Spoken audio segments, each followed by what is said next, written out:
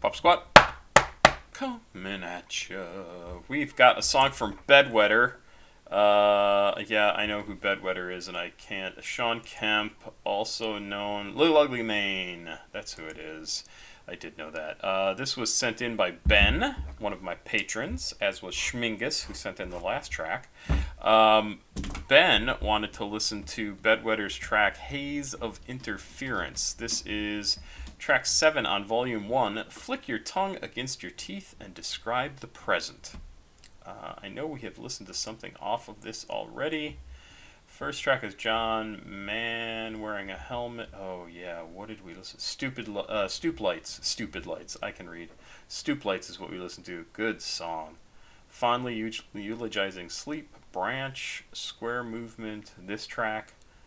This is Not My Stomach and Cave Yourself Over. So, I guess this is only the second song we've listened to off this album. I would have sworn we listened to more than that. There is a note here on Genius. That's what I'm looking at over on this other screen, so I'm not looking right at you. I'm looking over there. The 7th track from Little Ugly Mane under his unhinged, non-industry friendly rap moniker Bedwetter from the first volume of projects titled Flick Your Tongue Against Your Teeth and Describe the Present. This is one of the few tracks from the project that has Bedwetter rapping.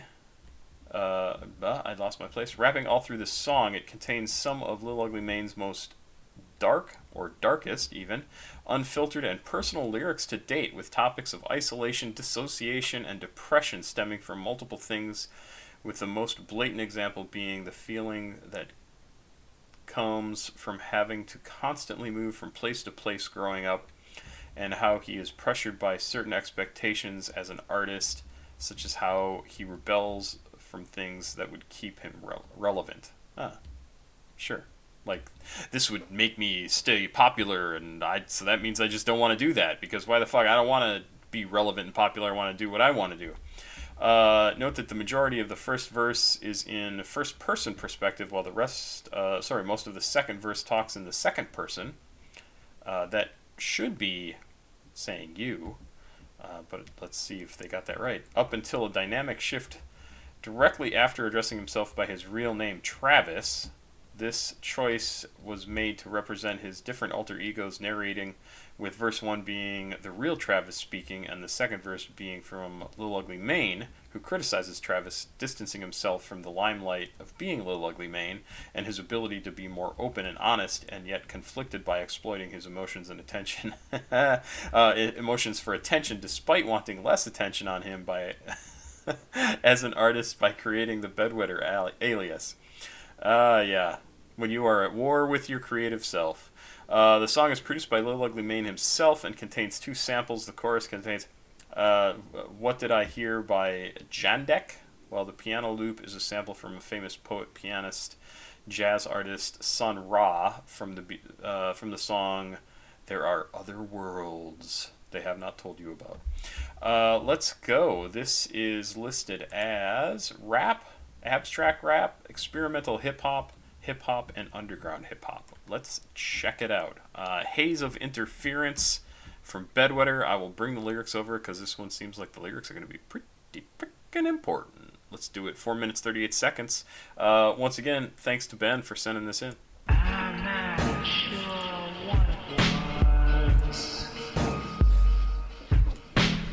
I'm not sure what it was. I'm not sure what it was. I'm not sure what it was. What's underneath? I think I'm on the way out. Take my pulse, spit directly in my mouth. Count the cracks that's in the pavement. In a bathroom, in a basement. I'm probably just the devil's form of laughs and entertainment.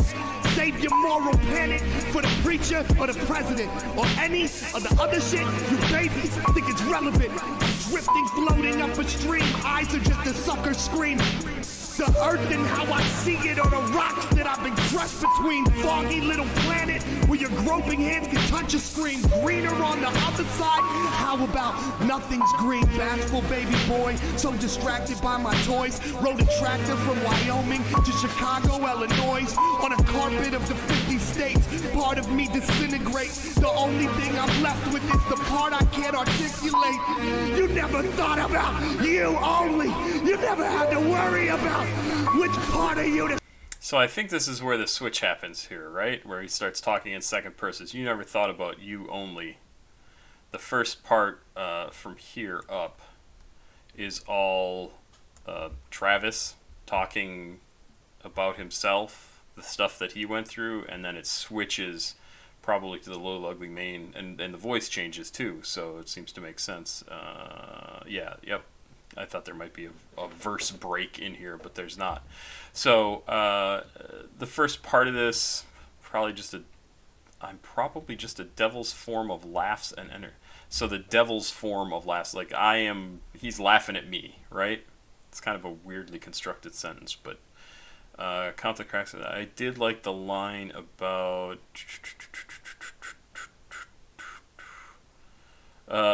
here we go. Greener on the other side. How about nothing's green? So it doesn't matter where you go. Just sucks.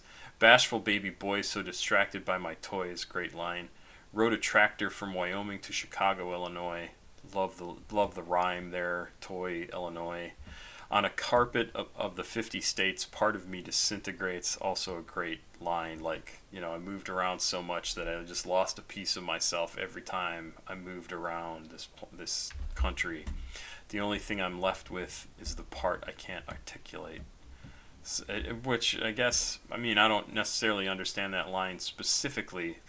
The only thing I'm left with is the part I can't articulate, but then he's an incredibly articulate creator and writer, and he has these 2 or 3 or 4 different personalities from which to give his perspective on things. And he's got multiple different perspectives, because he's got his Sean Kemp self, he's got Travis, who he really is, he's got Lil Ugly Mane, he's got Bedwetter, like all of these different people are part of him, and he gives his perspective on everything. So he can absolutely articulate, but maybe not just one of him can articulate it. Maybe not his quote-unquote true self can articulate everything all on his own, which is kind of an interesting idea. So I'm going to back up a little bit here when I restart. Show me part I can't articulate. You never thought about you only. You never had to worry about which part of you to show me. You're just as stupid as you've always been. Treat your stupid little problem like a molecule of oxygen. You're never getting better. You're addicted to madness. You treat it like a muse. Are you happy now, Travis? I could go inside a window and disappear. Just observe. Just over here. If I was glass, I'd revert back to sand. Scattered through the sea, I could pass through your hands. None of this can happen. Nothing will happen. The things that I believe can never, ever happen. I'm standing by a microphone. I'm yelling at a wall. Pick 1,000 names. You're still nobody at all. Oh, great. Yes, absolutely. This so makes sense, right? So he's talking about his Little Ugly Mane personality, or even his Bedwetter personality, right? Saying basically like, I could go inside a window and disappear. Like I don't exist, right? You're never getting better. You're addicted to the madness. He's talking to Travis. You treat it like a muse. Are you happy now, Travis? So like all this pain, all this stuff, all these other perspectives that you see on the world, whether it's Lil Ugly Mane, or whether it's Bedwetter, or whether it's Travis or Sean or whatever the fuck, none of them are as important as Travis, and Travis thrives on those differences. He has to have those different personalities to be a complete person. I say different personalities. They're not really different personalities in the medical, psychological sense. Just observe, just over here, if I was a glass, I'd revert back to sand. Scattered through the sea, I could pass through your hands. None of this could happen. Nothing will happen. The things that I believe could never ever happen. I'm standing by a microphone. I'm yelling at a wall. Pick 1,000 names. You're still nobody at all. So no matter how many different personalities, people, names you come up with, you're still nothing. You're still doesn't matter. And I'm the one standing here in front of a microphone yelling at a wall. I assume that means like in a production booth, right? Like he's all by himself yelling at a wall. It's such a cool idea. It's great. This is not a light album. This is not an album for people who are like, I would like to listen to some really fun rap music today. No, this ain't it. This is this is like somebody's psychodrama plastered all over his music, and it's so fantastically cool. I'm not sure what was. I'm not sure what was. I'm not sure what was. I'm not sure what was. Was it the words of the or a devil sky? I'm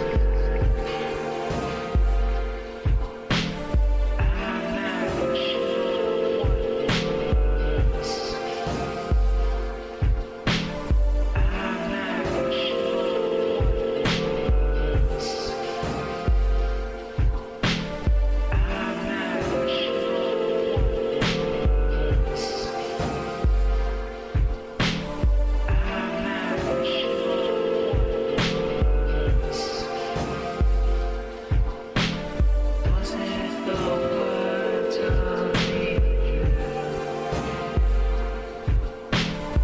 or a devil sky? I'm not sure what it was. I'm not sure what it was. I'm not sure what it was.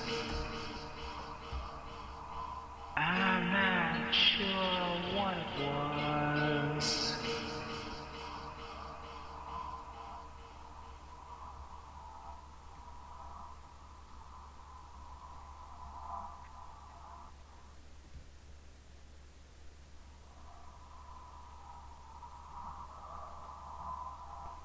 Gone. Up in sky.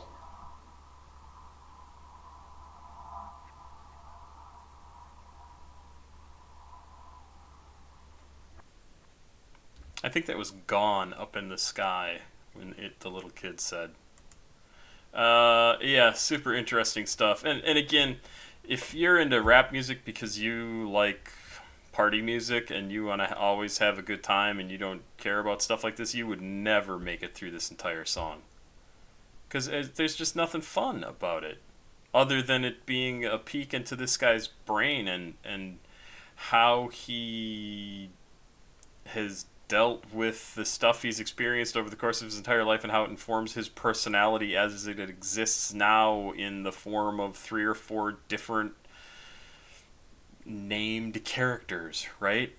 And why there is a difference between them and why he has such a hard time just shutting the fuck up, right? Like a lot of people, most people don't do this.